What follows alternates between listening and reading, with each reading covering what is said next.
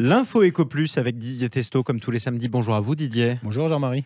Fondateur de la Bourse et la Vie TV. Didier, cette semaine, vous commencez par un clin d'œil à une personnalité qui vient de nous quitter, c'est Bernard Tapie.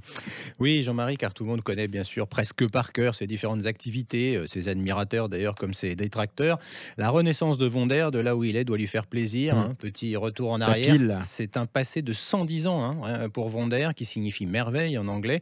Derrière cette marque, deux aventures entrepreneuriales. D'abord, et je pense que nous l'avons oublié, ou en tout cas peut-être les anciens eux s'en souviennent, la marque des vélos Cycle, Hum, Wonder, a été créée en 1910, dotée d'un logo en forme d'étoile, et la société avait cessé son activité dans ce domaine en 1954. Les piles Wonder, elles, sont nées en 14 par la volonté d'Estelle Courtecuisse de Ah, fonder une petite entreprise de fabrication de piles à eau salée. Elle la nomme Wonder sous l'influence de l'anglomanie de l'époque, la présence des troupes britanniques sur le sol français pendant la Grande Guerre.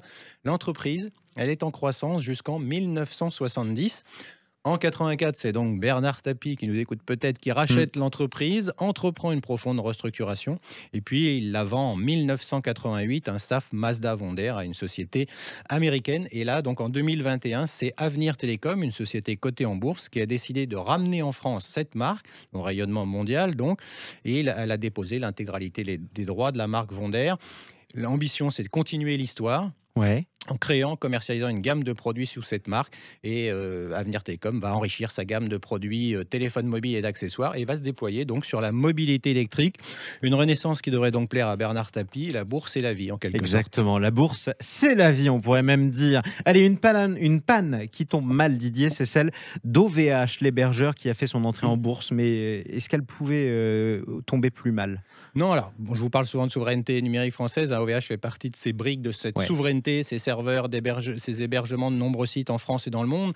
Alors, il y a eu l'incendie à Roubaix il y a quelques semaines. La panne, Hum, effectivement, tombe mal. Octave Klaba, le fondateur, a attribué cette panne à une erreur humaine. Donc, il y a eu plusieurs sites inaccessibles cette semaine. Il y a eu aussi beaucoup d'attaques de hum. cybersécurité. Et c'est pour cela qu'effectivement, il y a eu ce type de réaction d'OVH, qui est plutôt positive. Et la transparence aussi. Alors, ça, c'est arrivé effectivement au moment de l'introduction en bourse qui a eu lieu hier, vendredi. C'est ça. Alors on se demande si effectivement il y a un rapport, en tout C'est cas mal sur ces tombé. attaques. Euh, L'introduction en bourse, 18,50 €, c'était un succès. Une Ouais. capitalisation boursière pour cette PME du Nord, qui n'est plus aujourd'hui une PME, qui est une grande entreprise, 3,5 milliards d'euros et 400 millions ont été offerts aux investisseurs. Ça, ce sont les chiffres. OVH joue la transparence, c'est important. D'autres ne le font pas. Nous verrons dans les prochaines Hum. semaines, Jean-Marie, si les investisseurs comprennent justement cette communication du groupe.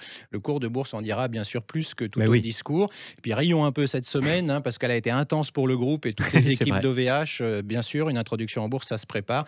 Je cite le Gorafi qui s'est permis ce tweet en réponse à Octave Klaba. Est-ce que vous avez essayé de l'éteindre et de le rallumer pour voir? Et c'est joliment trouvé, effectivement. Grosse semaine pour OVH. Allez Didier, puisque vous nous avez parlé de souveraineté numérique, une information cette semaine a fait réagir tout l'écosystème du cloud et elle concerne Thales.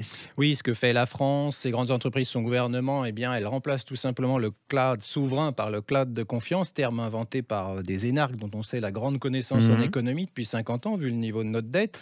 Ça, c'est effectivement la réalité. Le Ça fait français du bien. Thales, spécialisé dans la défense, vient de signer un partenariat avec Google pour développer donc un service de cloud à destination des entreprises privées, mais aussi des institutions publiques. Ce nouveau concept de cloud de confiance permet aux Américains, aux géants américains, en collaboration avec des entreprises françaises, de s'inviter dans Mhm. les données des administrations publiques également. Alors, est-ce qu'on a entendu des députés, des sénateurs parler de ça? J'ai eu plutôt Non. l'impression qu'ils s'intéressaient au cumul des mandats, Mhm. alors que ce sujet est vraiment majeur. Les hébergeurs français, eux, s'estiment trahis. Pourtant, l'an dernier, avec la crise des Covid, vous en souvenez, Ouais. la découverte que les données de santé publique étaient confiées à Microsoft avait fait réagir.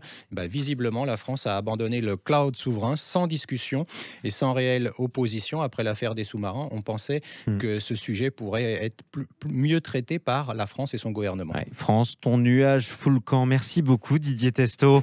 Je rappelle que vous êtes le fondateur de la Bourse et la Vie TV et l'info Éco Plus sur Sud Radio est à retrouver sur notre chaîne YouTube.